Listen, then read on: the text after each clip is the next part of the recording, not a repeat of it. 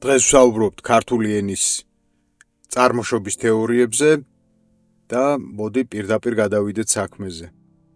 ქართული ენის წარმოშობის პრობლემით დაინტერესება დაიწყო ევროპელი მეცნიერების მიერ ჯერ კიდევ მე-17-მე-18 საუკუნეებში. ეს ის ხანაა, როდესაც მეცნიერული აზროვნება ენის შესახებ ჯერ კიდევ არ არის გამომუშავებული. შედარებით ისტორიული მეთოდი ენათმეცნიერებაში მხოლოდ მე-19 საუკუნის პირველ ნახევარში მკვიდრდება.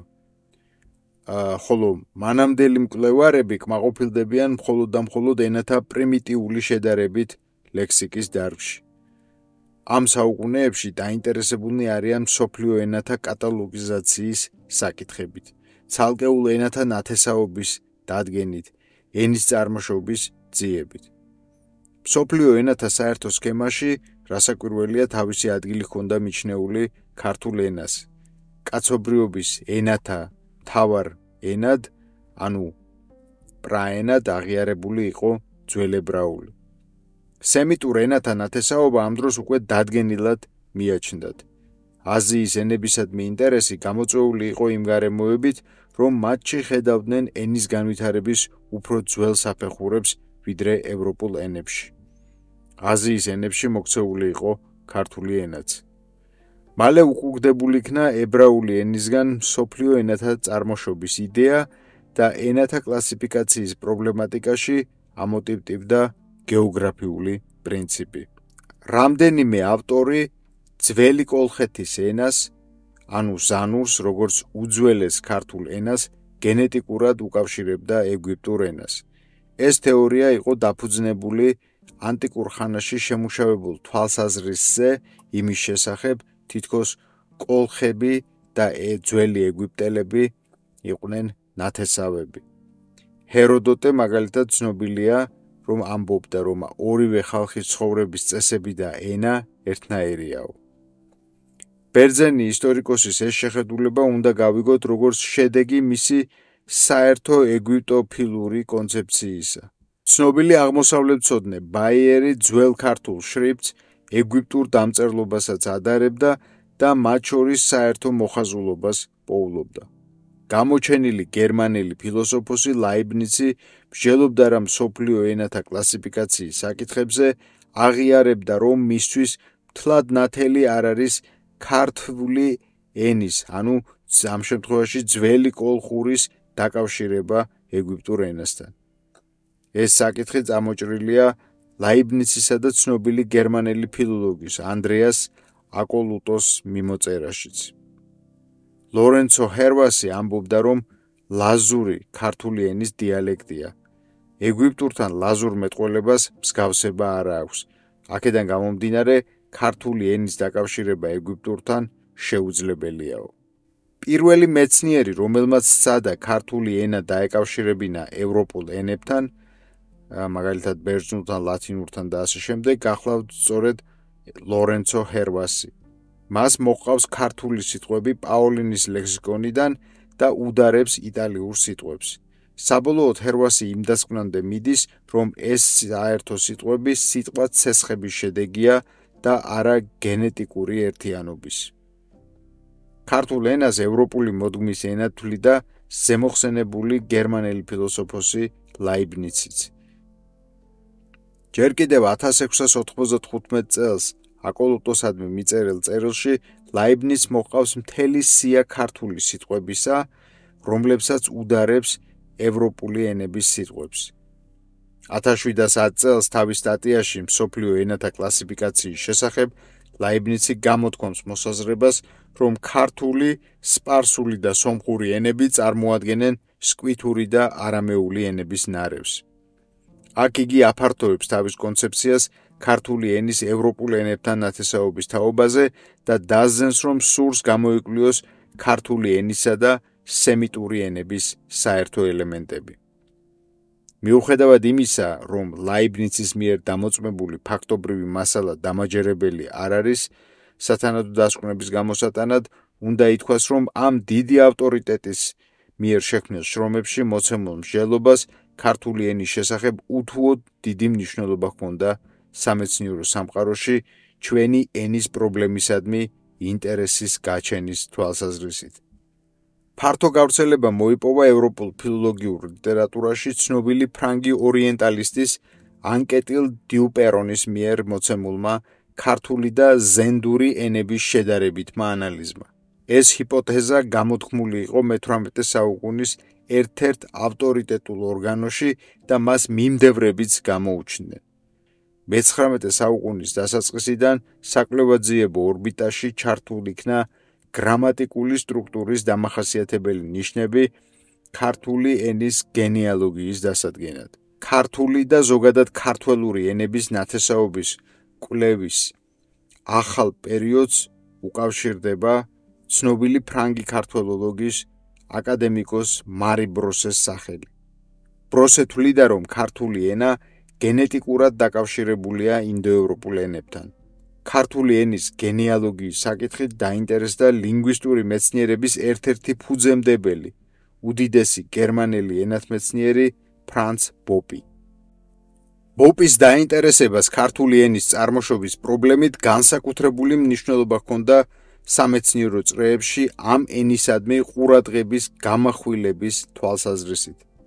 ბოპმა ქართული ენის შესახებ მოხსენება წაიკითხა ბერლინის მეცნიერებათა აკადემიაში 1842 წლის 11 დეკემბერს, ხოლო მეორედ იქვე 1845 წლის 23 ოქტომბერს. 1846 წელს ბოპმა ბერლინის მეცნიერებათა აკადემიის ფილოსოფიურ-ისტორიულ განყოფილების მემუარებში დაბეჭდა ნაშრომი ქართული ენის შესახებ ენათა ნათესაობის თვალსაზრისით, ხოლო იგივე ნაშრომი 1857 წელს ცალკე წიგნათაც გამოქვეყნდა ამ სათაურით კავკასიის წევრები ინდოევროპულ ენათა ოჯახისა. ბოპი ქართველურ ენებს, ანუ ქართულს, მეგრულს, ლაზურსა და სვანურს უწოდებს იბერიულს, ანუ ქართულს. ავტორი შესავალ ნაწილში გადმოგვცემს როზენის, კლაპროთის, სენ-მარტენის, ბროსეს შეხედულებებს ქართველურ ენათა შესახებ და შემდეგ ასაბუთებს საკუთარ თვალსაზრისს.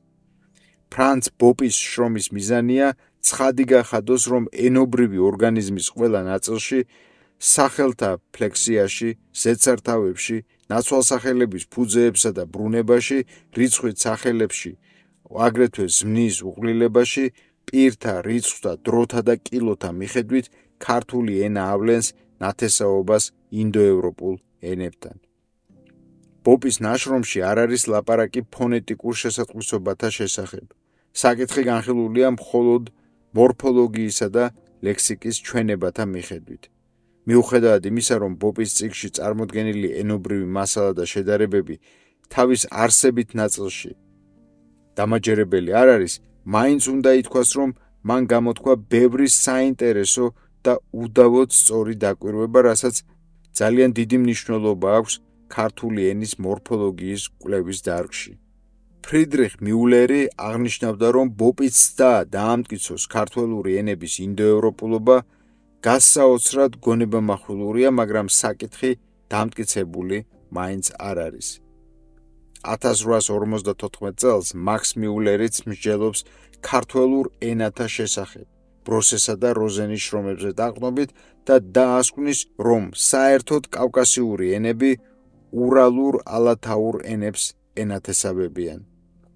1864 წელს გამოქვეყნდა ფრიდრიხ მიულერის ნაშრომი კავკასიურ ენათა ადგილი ენათმეცნიერებაში, სადაც მიღებულია დასკვნა, რომ ქართულ-კავკასიური ენები წარმოადგენენ დიდი ენათა ჯგუფის გადმონაშთს. ამრიგად შემუშავდა თვალსაზრისი ქართველურ ენათა განკერძოებულობის შესახებ. რომ ქართული ენა არ ენათესავება მსოფლიოში არსებულ ენათა ოჯახებს, ეს აზრი მკვეთრად და კატეგორიულად გამოთქვა ალექსანდრე ცაგარელმა იმ მოხსენებაში, რომელიც მან წაიკითხა ორიენტალისტთა მე-7 ყრილობაზე ქალაქ ვენაში 1886 წელს. ქართული ენის და საერთოდ კავკასიური ენების განკერძოებულობის თეორიას მხარი დაუჭირა გერმანელმა მეცნიერმა ერკერტმაც. მეცნიერებაში ერთდროს წამოყენებული იყო თეორია სემიტური ოჯახის ენებთან ქართული ენის მონათესაობის შესახებ. ეს თეორია წამოაყენა აკადემიკოსმა მარმა. ნიკო მარის აზრით, ქართული ენა სემიტურის მონათესავეა, მაგრამ სემიტური ენა არაა. ქართული და სემიტური ენები ერთი ენისგან არიან მიღებული და ეს უძველესი ფუძე ენა სემიტურთან ახლოს იდგა. მოგვიანებით მან აღიარა, რომ ქართული ენის გენეტიკური დაკავშირება სემიტურთან არ გამართლდა. დიდი ხანია მეცნიერებაში წამოყენებულია შეხედულება ქართული ენის გენეტიკური კავშირის შესახებ მცირე აზიის უძველესი ენების ჯგუფთან. წინა აზიისა და შუამდინარეთის ძველი ენებია მოგახსენებათ შუმერული, ხათური, ჰურიტული, ელამური და ასე შემდეგ. ხეთურ ენათაგან იბერიულ კავკასიურ ენებს უკავშირებენ პროტოხეთურ ენას. ეს ენები უძველესი სამყაროს ცივილიზებული ხალხების ენებია. ამ ენებთან ქართველის მონათესაობის იდეას წინათ მხარს უჭერდნენ ვინკლერი, ბორკი, ტრომბეტი, დირი, მიხაკო წერეთელი, კარსტი, მარი და სხვები. მეცნიერებაში დგას საკითხი წინაელინური, ანუ პელასგურ ანატოლიური კულტურის შემქმნელ ხალხებთან იბერიულ კავკასიური ენების კავშირის შესახებ. ჯერ კიდევ ადრე შეამჩნიეს, რომ ბერძნულ ენაში გამოიყოფა ფენა, რომელიც არ აიხსნება ინდოევროპული ენების საფუძველზე. ვინაიდან ეს დანალექი უნდა განეკუთვნებოდეს ხმელთაშუა ზღვის უძველეს მკვიდრთა სამყაროს. 1896 წელს სახელმოხვეჭილი მეცნიერი კრეჩმერი ამბობდა, მცირე აზიის უძველესი მოსახლეობა ფრიგიელების გამოკლებით არც ინდოევროპულია და არც სემიტური. ასეთივე აზრი სხვებმაც გამოთქვეს. ლინგვისტური მეცნიერების დიდი ავტორიტეტი მეიე სრულიად გარკვევით მიუთითებდა, რომ ყველაზე უფრო საიმედო გზა წინაბერძნული მოსახლეობის ენის გამოსაცნობად მცირე აზიის ძველი ენებისა და კავკასიური ენების შესწავლაა. უპირველესად საჭიროა ნათესაობის დადგენა კავკასიური ენების შიგნით, კერძოდ სამხრეთ კავკასიურ, ანუ ქართველურ და ჩრდილო კავკასიურ ენებს შორის. ცნობილი გერმანელი ისტორიკოსი ედუარდ მაიერი ამბობდა, კავკასიური რაიონები დასახლებულია მრავალრიცხოვანი ტომებით, რომელთა ეთნიკური ბუნება ჯერ კიდევ ნაკლებადაა გამოკვლეული. ეს ტომები თითქოს ერთმანეთთან არ არის ნათესაურ კავშირში. ამათგან ყველაზე ცნობილები არიან იბერიელები, ანუ დღევანდელი ქართველები. ეჭვგარეშეა, რომ ეს ხალხი ღრმად იყო შეჭრილი მცირე აზიასა და სომხეთში. მათ უნდა მივათვალოთ მოსხები, იგივე მესხები და ტიბარენები, რომლებსაც ხეთების სამეფოს დაცემის შემდეგ კაბადოკია ეჭირათ და იქიდან ილაშქრებდნენ ტიგროსის მხარეში. არნოლდ ჩიქობავას დასკვნით, რაც უფრო შორს ვიხედებით ქართველური და სხვა იბერიულ კავკასიური ენების ისტორიულ წარსულში, მით უფრო ხელშესახები ხდება ამ ენათა წარმოშობითი კავშირი წინა აზიისა და შუამდინარეთის ძველი ცივილიზაციის ენებთან. ურარტულთან, ჰურიტულთან, ხეთურთან, ელამურთან, შუმერულთან. ამ პრობლემის გარკვევას შეუძლია ცხადი გახადოს ეგეოსური, მცირე აზიისა და წინა აზიის ენათა ტომებისა და ხალხების გენეზისი. ირკვევა, რომ გეოგრაფიულ სახელწოდებათა წარმოების ყველა ძირითად ეგეოსურ ტიპს აშკარა პარალელი მოეპოვება ქართველურ ტოპონიმიკაში. ენათა თანხვედრა არ განისაზღვრება მხოლოდ გარეგნული მსგავსებით. იგი აფიქსთა ფუნქციის სრულ იდენტურობაშიაც ვლინდება. მაგალითად, ეგეოსური კუთვნილების სუფიქსი, რომელიც ეგეოსური არეალის ფარგლებში ძირითადად სამი სახით გვხვდება, სრულ შესაბამისობას გვიჩვენებს ქართველურ ტოპონიმიკაში გამოყენებულ სუფიქსებთან. ამის შესახებ საუბრობს პროფესორი რისმა გორდეზიანი. ქართული ენის კავშირი მთის კავკასიურ ენებთან ბევრ მეცნიერს გამოუთქვამს. მაგალითად, ამის თაობაზე საუბრობდა მკვლევარი უსლარი. ქართული ენის გენეტიკურ კავშირს მთის კავკასიურ ენებთან აღიარებდა აგრეთვე მარიც. 1927 წელს გამოვიდა ივანე ჯავახიშვილის კაპიტალური შრომა ქართული და კავკასიური ენების თავდაპირველი ბუნება და ნათესაობა, სადაც წამოყენებულია შემდეგი ძირითადი დებულებები: ქართველებისა და მთის კავკასიელების შორეული წინაპრები მოძმე ტომები ყოფილან, რომელთაც მონათესავე და ერთი ენაც კი უნდა ჰქონოდათ. მრავალგვარმა სხვადასხვა გარემოებამ ეს მოძმე ერები და ტომები ერთმანეთს საგრძნობლად დააშორა. ქართველური და მთის კავკასიური ენების ნათესაობას ამტკიცებს აგრეთვე აკადემიკოსი არნოლდ ჩიქობავა და მისი სამეცნიერო სკოლა. ამ პრობლემას მიეძღვნა მრავალი მონოგრაფია და სტატია. რაც უფრო ახლოს ვეცნობით განვითარების წინა საფეხურებს, მით უფრო მეტია სიახლოვე. გენეტიკური ერთიანობა განსაზღვრავს ქართველურისა და მთის კავკასიური ენების ურთიერთობას და არა ხანგრძლივი ისტორიული კონტაქტით შეპირობებული დამსგავსება, თუმცა ამასაც გარკვეული ადგილი უნდა დაეთმოს. სწორედ არნოლდ ჩიქობავას მიერ იქნა დამკვიდრებული მეცნიერებაში ცნება იბერიულ კავკასიური ენები. არიან მეცნიერები, რომლებიც არ იზიარებენ ამ თეორიას. კავკასიური ენების ერთობის შესახებ ეჭვი გამოთქვა ჯერ კიდევ პროფესორმა ტრუბეცკოიმ. განსაკუთრებით უარყოფდა იგი ქართული ენის ჩრდილოეთ კავკასიის ენებთან ნათესაობის იდეას. პროფესორი დეეტერსი, ცნობილი ავსტრიელი ქართველოლოგი, ასევე ხაზგასმით აღნიშნავდა, რომ თითებზე ჩამოითვლება საერთო სიტყვები ქართველურ და სხვა კავკასიურ ენებს შორის, მაგრამ ტოპოლოგიურად მათ შორის საერთო ბევრიაო. ამიტომ ეს ენები გენეტიკურად კი არ არიან ერთმანეთთან დაკავშირებული, არამედ ისინი ქმნიან გარკვეულ ენობრივ კავშირსო.